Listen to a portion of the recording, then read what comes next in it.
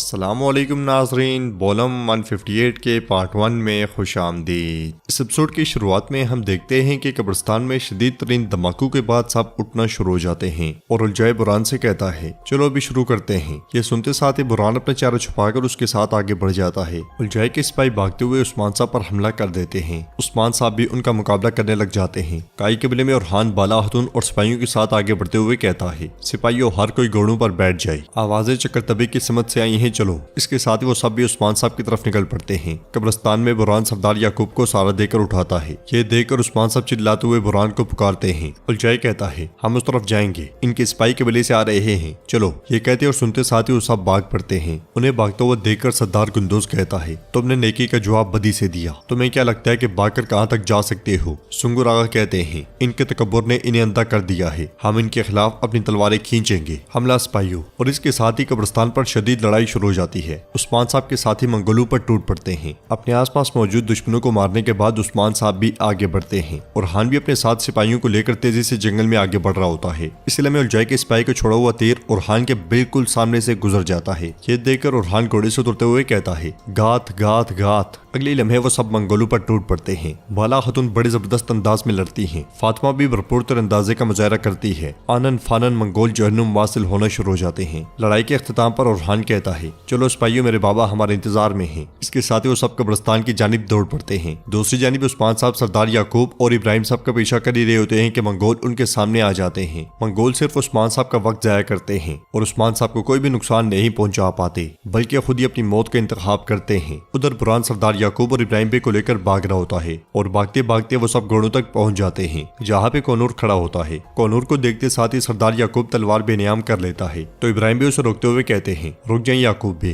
कोनूर हमारे साथ है। बुरहान भी सरदार याकूब को यकीन दिलाता है। फिर कोनूर कहता है चले हमें सिपाहियों के पहुंचने से पहले निकलने की जरूरत है। इसीलिए में सरदार इब्राहिम की नजर उस्मान साहब पर पड़ती है जो मुसलसल लड़ते जा रहे होते हैं। उन्हें देखते हुए सरदार इब्राहिम कहता है तो उस्मान तुम अभी तक जिंदा हो, मैं तुम्हारी जान अपने हाथों से लूंगा। मलिका खतून भी इब्राहिम साहब से कहती है तुम अभी तक खड़े क्यों हो, चलो यही वक्त है, चलो। इब्राहिम साहब जैसे ही आगे बढ़ने लगते हैं सरदार याकूब उन्हें रोक देता है और कहता है अभी इसका वक्त नहीं है, कबीले से उनकी मदद के लिए आने वाला दस्ता रास्ते में होगा। इब्राहिम साहब फिर से आगे बढ़ते हैं तो सरदार याकूब गुस्से से कहता है मैंने कहा चले इब्राहिम भी। सरदार इब्राहिम पुरस्कून हो जाता है और वो सब वहाँ से रवाना हो जाते हैं, जबकि उस्मान साहब अकेले ही कुफार का मुकाबला कर रहे होते हैं। तादाद में ज्यादा होने की वजह से मंगोल उस्मान साहब पर हावी हो जाते हैं। ये देखकर छुपा हुआ बुरहान उन पर तीर बरसा देता है। उस्मान साहब बुरहान को देखते हुए बुरहान बुरहान पुकारते हैं और आखिरी मंगोल को काट डालते हैं। फिर जब उस्मान साहब आगे बढ़ते हैं तो कोनूर सरदार याकूब और इब्राहिम साहब को लेकर जा रहा होता है। कोनूर को देखकर उस्मान साहब को बहुत गुस्सा आता है और वो कहते हैं कोनूर बुरहान तुम क्या करने की कोशिश कर रही हो, हाँ क्या करने की कोशिश कर रही हो। तो छुपा हुआ बुरहान कहता है हमें माफ कर दें हुजूर, हमें माफ कर दें, हमें अंदाजा नहीं था कि उलझाए ऐसा कुछ करेगा। इसलिए मैं उरहान खवातीन और सिपाहियों के साथ भागता भागता उस्मान साहब तक पहुंचता है और वो सब उस्मान साहब से उनका हाल अहवाल पूछते हैं। तो उस्मान साहब कहते हैं मैं ठीक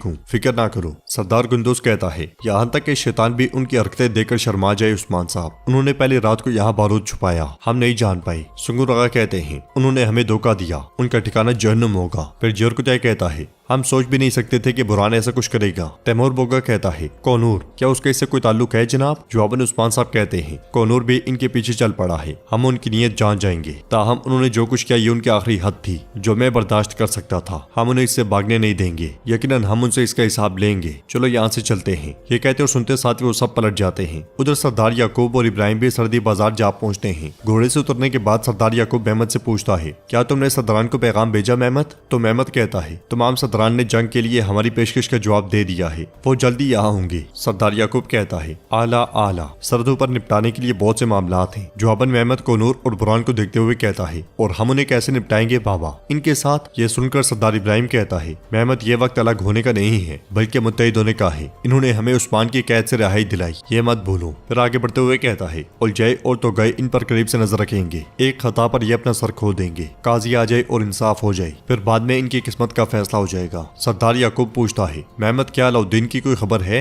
जवाबन मेहमद कहता है, हम उन्हें तलाश कर लेंगे, वो हमें मिल जाएंगे इंशाल्लाह। तो सरदार याकूब कहता है, उलझाई को अपने साथ ले जाओ, मिलकर अच्छी तरह तलाश करो। सरदार इब्राहिम कहते हैं, काजी रुकनुद्दीन एक अजीम आलिम है, मैंने उसकी बहुत शोहरत सुनी है, अलबत्ता अफसोस की बात है कि मैं इस तरह के तारीख दिनों में उनका चेहरा देखूंगा। ये सुनते साथ ही मलका एक जानिब चली जाती है। मेहमद दुकान से कहता है, दुकान उस गिदड़ उलझाई को बताओ कि हम उन्हें दोनों तरफ से तलाश करेंगे। ये कहते साथ ही मेहमद भी रवाना हो जाता है और सरदार इब्राहिम सरदार याकूब से कहता है, याकूब भाई ये तलाश घास के मैदान में सुई ढूंढने के मुतरादिफ है, हमें उस्मान से मालूमात दरकार है। फिर बुरहान और कौनूर को अपने पास बुलाकर कहता है, तुम उस्मान के बारे में सब जानते हो, बताओ अलाउद्दीन कहाँ है? तो बुरहान कहता है, उलझाई के हुक्म के मुताबिक हम 2 दिन से उस्मान और उसके कबीले को देख रहे हैं, हम उनकी हर हरकत पर नजर रखे हुए हैं, हम आपको अलाउद्दीन को तलाश करने के लिए सही मालूमात फराहम करेंगे। इसके साथ ही वो दोनों भी उनके साथ आगे बढ़ जाते हैं। उधर उस्मान साहब के कबीले में दाखिल होते साथ ही सब लोग भागते भागते उस्मान साहब के पास आते हैं और उनसे उनका हाल अहवाल पूछते हैं। तो उस्मान साहब कहते हैं, अल्लाह का शुक्र है हम ठीक हैं, आप लंबी उम्र पाएं। फिर उस्मान साहब सरदार याकूब और जरकुताई को शर्मिंदा देकर कहते हैं, आप कैसे जान सकते थे? अपने सर नीचे ना करें। आपको कैसे मालूम हो सकता था कि वो अपने बच्चों को दफन करके भागने की कोशिश करेंगे? आपको कैसे मालूम हो सकता था कि वो आग के जरिए जाल बिछाएंगे? ऐसा लगता है कि ये उलझाई का खेल है। तो सरदार गुंदूज कहता है, ये इब्राहिम और याकूब भी हो सकते हैं। तो उस्मान साहब कहते हैं, नहीं, मैं कभी नहीं मान सकता कि हमारे लोग इतने घटिया हो सकते हैं। वो भाइयों को एक दूसरे से लड़ाना चाहते हैं, हमारे लोग इस हद तक कभी नहीं गिर सकते। अगर हम वो करेंगे जो वो चाहते हैं तो बहुत ज्यादा खून बह जाएगा, बहुत सारे सर तन से जुदा हो जाएंगे, लेकिन जितना हमारे उसूल हमें इजाजत देते हैं हम उन्हें रोकेंगे। यह सुनकर गुंदूज साहब कहते हैं, क्या उन्होंने बहुत पहले उसूलों की खिलाफ वर्जी नहीं की थी उस्मान साहब? तो बाला खातून एकदम से कहती है, एक बच्चा खोना गुंदूज साहब, हम सब जानते हैं कि ये इंसान से क्या करवाता है, ये इंसान से क्या कुछ करवा सकता है, हम सब जानते हैं। उस्मान साहब भी कहते हैं, बच्चे का खोना एक ऐसा जहर है जो अगर गलत रगों में बहता है तो ये एक बड़ी मुसीबत ला सकता है, लेकिन हम इस मुसीबत को कभी बढ़ने नहीं देंगे। इसके साथ ही सब खेमे की जानिब बढ़ जाते हैं। सर्दी बाजार में कौनूर सरदार याकूब और इब्राहिम भाई से कहता है, ख्वाह काइयों में से कोई एक कबीले से खारिज हो जाए, वो कभी राब्ता नहीं खोते, वो हमेशा राब्ते में रहते हैं। इसकी बदौलत हम वो तमाम खुफिया तरीके जानते हैं जो वो इस्तेमाल करते हैं। बुरहान भी कहता है, हम सब जानते हैं, लेकिन कुछ चीजें हैं जो वो हमसे राज रखते हैं। यह सुनकर इब्राहिम साहब कहते हैं, याकूब भाई तुम दोनों को आजमाएंगे ताकि इनका शक दूर हो सके। यह सुनते साथ ही वो दोनों चले जाते हैं और तोगाई इब्राहिम भाई से कहता है, जो भी जरूरी हुआ वो बगैर किसी हिचकिचाहट के करूंगा मेरे हुजूर। ये कहते साथ ही तोगाई भी चला जाता है और इब्राहिम भाई सरदार याकूब से कहते हैं, अब देखते हैं कि उस्मान को हमसे कौन बचा सकता है। तो सरदार याकूब कहता है, उसने अभी तक जो कुछ किया है उस सब के बाद अब उस्मान बर्बाद हो जाएगा। उसका अंजाम सिर्फ एक सबब का इंतजार कर रहा था, हमारे बच्चों को उसने मौत के घाट उतार दिया, अब सिर्फ मौत उस्मान की मुंतजर है। काई कबीले में उस्मान साहब अपने गरीबी लोगों से कहते हैं, जिसने अहमद को कत्ल किया